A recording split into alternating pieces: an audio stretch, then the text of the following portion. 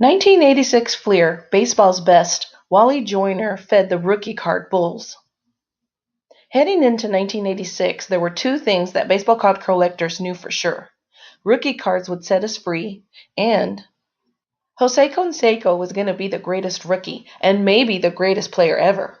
The evidence was all around us after 3 years of monster rookie campaigns, and rookie cards got us frothing at the mouth. Consider. Darryl Strawberry was one of the most exciting rookies ever in 1983 and might become the greatest player ever if Canseco didn't beat him to it. Fellow New York Met Dwight Gooden was even a more exciting rookie in 1984 and even more exciting Dr. K than that in 1985. Don Mattingly rookie cards, especially that 1984 Donruss card, were going up, up, up, up and pulling the whole hobby with them. We were awash in more rookie card talent than we knew what to do with. Eric Davis, Mark McGwire, Oda B. McDowell, Roger Clemens, Corey Snyder, Fred McGriff, Cal Daniels, for goodness sakes. Things were great, and they were only going to get better. And then they did get better. But a funny thing happened while we were waiting for Canseco to live up to his initials. Out there in the old American League West, Canseco's own division, the California Angels bobbled around 500 for a while, then ended April with an 8-3 run that left them in first place by 2 games. They were bolstered by a fairly potent, if aging, offensive attack that included Reggie Jackson, Brian Downing, Doug DeCinces, and Rupert Jones. But one power source no one foresaw, at least no one in my circles, was a young first baseman named Wally Joyner. Just 23 entering the season, Joyner had spent 3 years working his way through the Angels' minor league system after California drafted him in the 3rd round in 1983. He had shown just brushes of power and 12 homers in 1984, and 1985 being his high water mark, and he had 0 big league appearances. But as the Angels jockeyed for position heading into May, fans and collectors suddenly realized that Joyner had connected on 6 bombs in the season's first month. Canseco had just 5.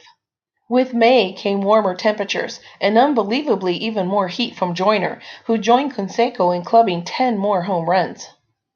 At that point, all heck broke loose in the hobby, because while Jose appeared on cards in both 1986 Donruss and 1986 Fleer sets, Joyner was nowhere to be found from a cardboard perspective. And what's worse, we'd all knew we'd have to wait until the year-end sets to get our first look at big league pasteboard of Wally Joyner. Oh, the humanity. But just as major league teams jostled for the best possible position in the standings, so did the card companies slug it out for our hobby dollars. That was especially true of the still startup Fleer and Donruss, so it wasn't too shocking when one of them went to their idea well and pulled back a brand spanking new Wally Joyner card. In that era of cheesy 44 and 33 card box sets that ran the gamut from Kmart to Woolworth to Billy Bob's Fish and Scoop, no company had been without their own brand set, even if that company was Fleer itself. So the Philadelphia gum maker fired up the printing presses and cranked out a set of baseball's best sluggers versus pitchers. It was limited edition. It was available like now. And it included the first ever widely available major league card of Wally Joyner at number 19. It was not a work of art by any means, and it was only limited by the number of trees on Earth at the time, but we loved it. I remember this card selling for a few bucks each before Joyner cooled way down, connecting on just 6 homers over the final 4 months of the season to finish with 22. Meanwhile, Canseco managed 33 and won the Rookie of the Year award.